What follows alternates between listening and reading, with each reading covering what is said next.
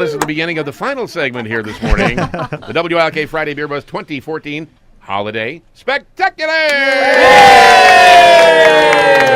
Becky Kozenar-Krantz. I thought it was an extravaganza. Well, it can be an extravaganza before we're done. It might turn into that. We don't know. Anything is possible. Brought to you, of course, by Sabatini's Pizza in Exeter. Lindo Sabatini! Good morning. Hello. All right. Bill from mybeerbuzz.com in a studio full of guests. I know. This is great. This is great. Can you tell it's our fourth segment? I mean, I think we're doing good. I can. Everybody's all up in front now. Yeah. We're all. Woo-hoo. We definitely have a jam-packed studio here. Yeah. In the first segment, everyone was very quiet in the background. Yeah. Yes. Well behaved. They thought there was an art to it. Now they I realize. know. Get to the microphone. I know. So we have a beer question for segment 4, Yeah. but I'm going to bring our guests on because I think they can answer the beer question better than I can answer the beer question. All right.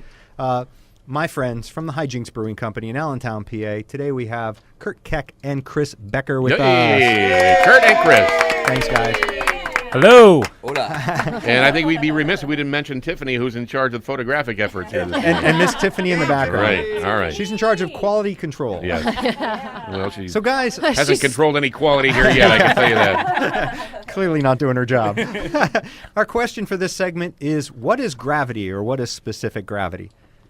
Gravity is actually the amount of sugar that's in solution.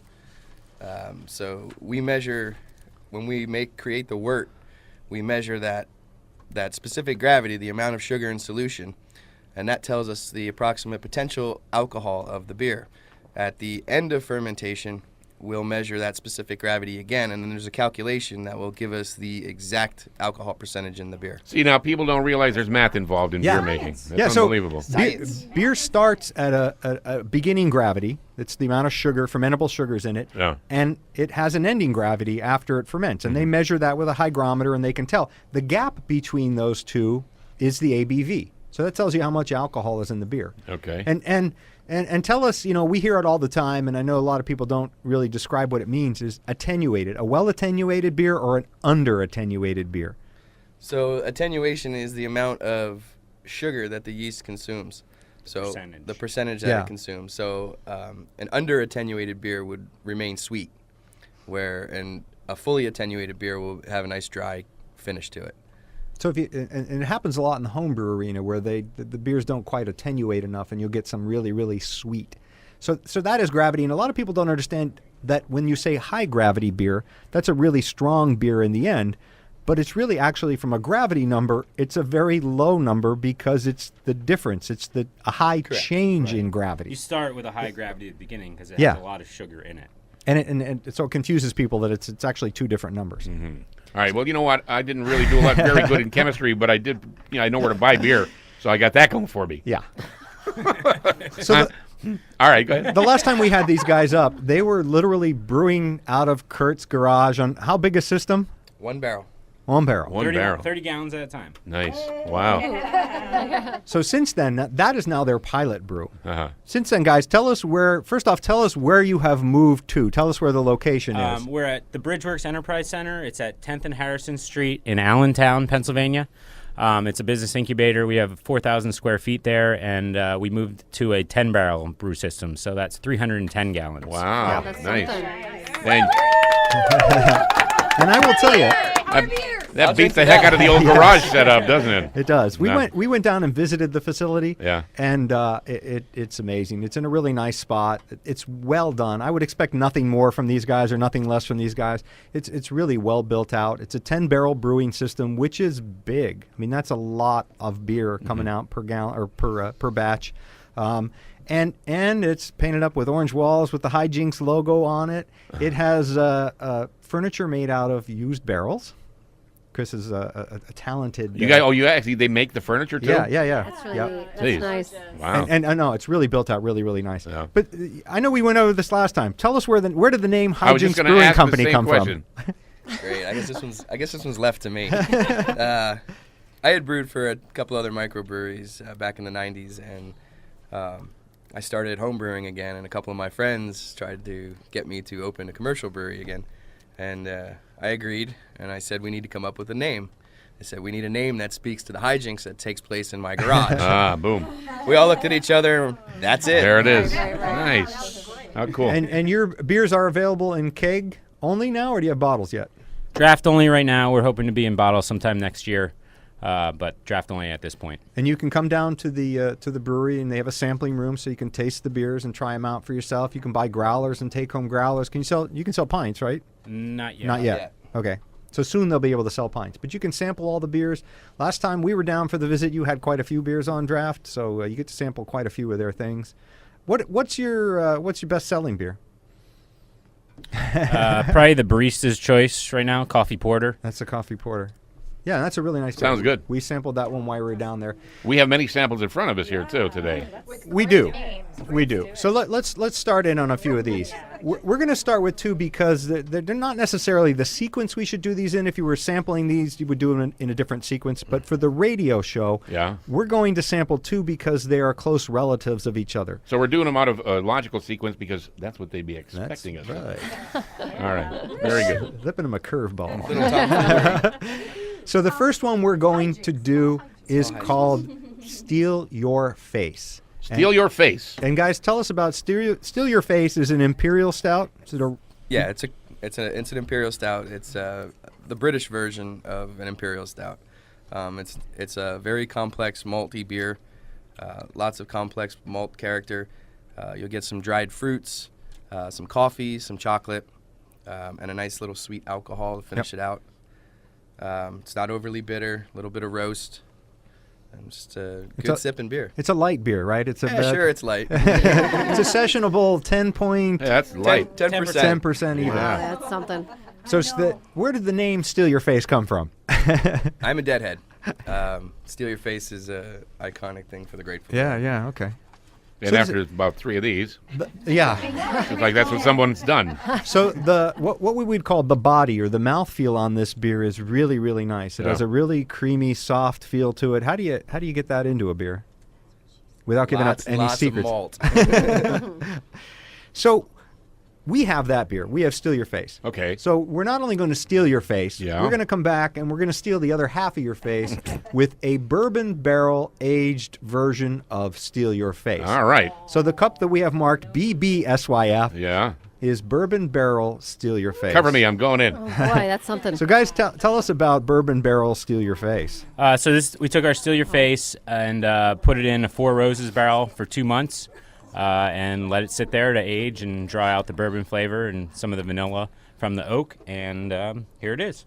The bourbon comes into it for sure. You get bourbon. The bourbon comes up over the top. I have a little taste of that right on top of it. Yep, absolutely. You get which is traditional for a bourbon barrel aged beer. You get vanilla. You get that sort of oaky, earthy kind of flavor on top, and it lends itself very nicely to this beer. Now we don't know ABV wise if this goes up or down, or It definitely goes up a little bit. so there's a little bit more fermentation going on with it.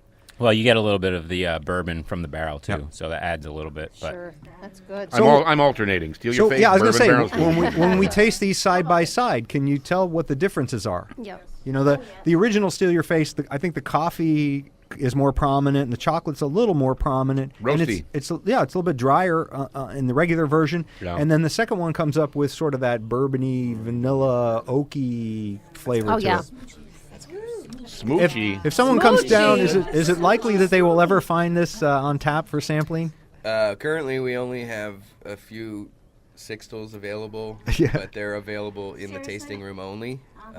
See how it is? Yeah, I apologize, but we will be doing a full-on barrel run of this eventually. Yeah, there's no apologies in beer. I know what you guys have on tap, whether you have this on tap or not. Oh, the stuff that you guys they have a level of craftsmanship that we didn't mention here.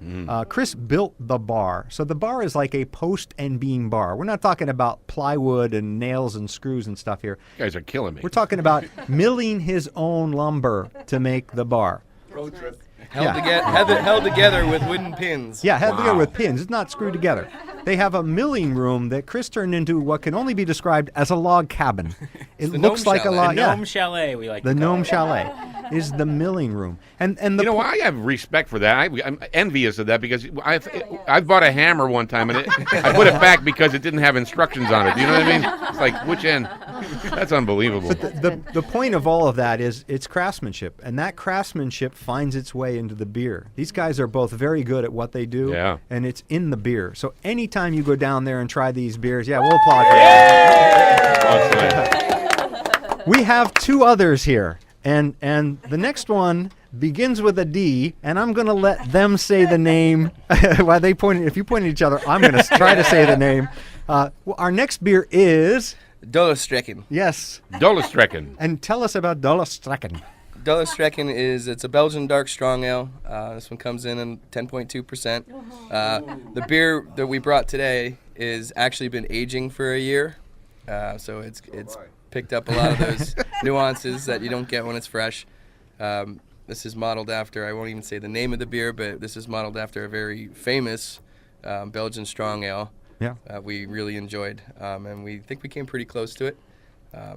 Very rich fruit characters coming out of this. Nice dark fruits to it. Yep. Nice raisin. What does the cherry. name mean? Does it actually mean something? So Or? Dolostrekken, my friend in Bruges, told me it translates to things that little rascals do. It's like hijinks. Yes. I didn't know if that was like a made-up sounding thing. No. Like Haagen-Dazs is not a real, doesn't mean anything, But so let me see. What If you put it in a translator online, it translates to escapades. Escapade. Becky has something to say. I Becky? was in Belgium, go out 2 months ago. This stands out. Ah, nice. Thank you very Nice. much. How about it? That's outstanding. It's a nice beer, a really, really nice beer. And if you go down to Hijinks, it's the only brewery you will find that has a djembe in the office. So if you want to go down and play a little drum while you have your beer, they have a djembe. That I was Googling djembe. Although I don't I'm know, glad that was actually a really nice djembe. So I'm not sure Kurt would share that with us. Sure, I would. We have Well, I'm going to have some more Dolostrekken here. Hip, hip, hip, hobbin. we have a fourth beer here, and this is one that when I was down for the open house, second only to Steal Your Face, and second only because they had a cask on too, so I had a lot of the cask. This beer is called Kung Fu Gnome, and I had they tell I'm me afraid to ask where that name came from. they tell me I might have had 3 or 4 Kung Fu Gnomes. Is that but, right? So first off, tell us, where does the name for Kung Fu Gnome come from? Basically, we were hanging out in the garage once again and trying to Was there any beer involved? maybe beer involved. And we were trying to come up with a name for our Belgian beer. This has jasmine flowers in it. It's a Belgian blonde ale with jasmine flowers.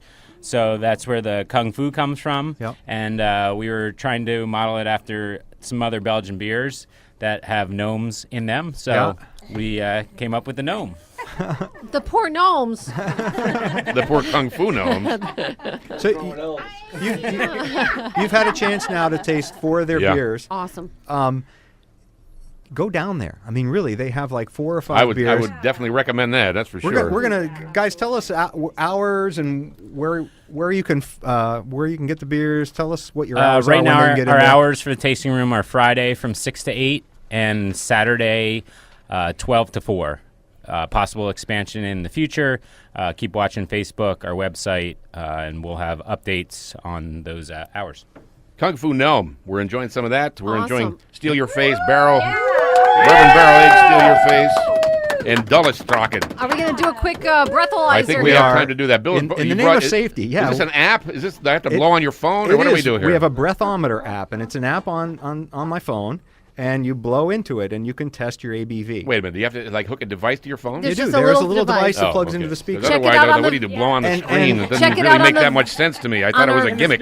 Our video will show you this item. All right, very okay, this good. is important around the holidays. He's blowing into it. He's blowing into And is it. it supposed to be accurate, or We hope so. oh, there, your light went on, so that means something. Yeah, and the point, I'm .07. So Right. the point we make here is be careful what you're doing. Share your beer with family and friends. Toast the holidays together. Be safe. Don't go out there and do anything crazy. Enjoy Right. the beer. Excellent. That sounds pretty good. That's good advice. Good Designated advice. driver and all the rest. All the video is up on our website, WILKnewsradio.com. The Holiday Spectacular, powered by Sabatini's Pizza in Exeter, one of the area's greatest selections of rare craft and imported beers, growlers, and 12 rotating drafts at Sabatini's Pizza, Wyoming Avenue in Exeter. Thank you to Kurt Keck and Chris Becker, and of course Tiffany on drums.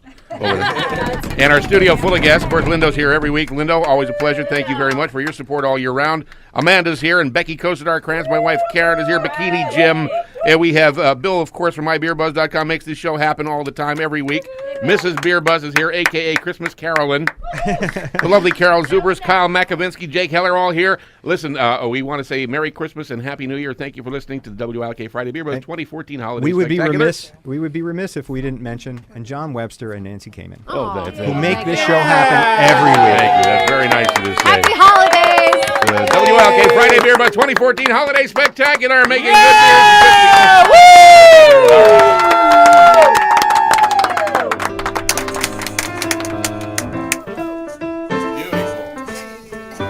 Angels, we have heard on high, sweetly singing o'er the plains and the mountains. Our batteries are dead. Singing their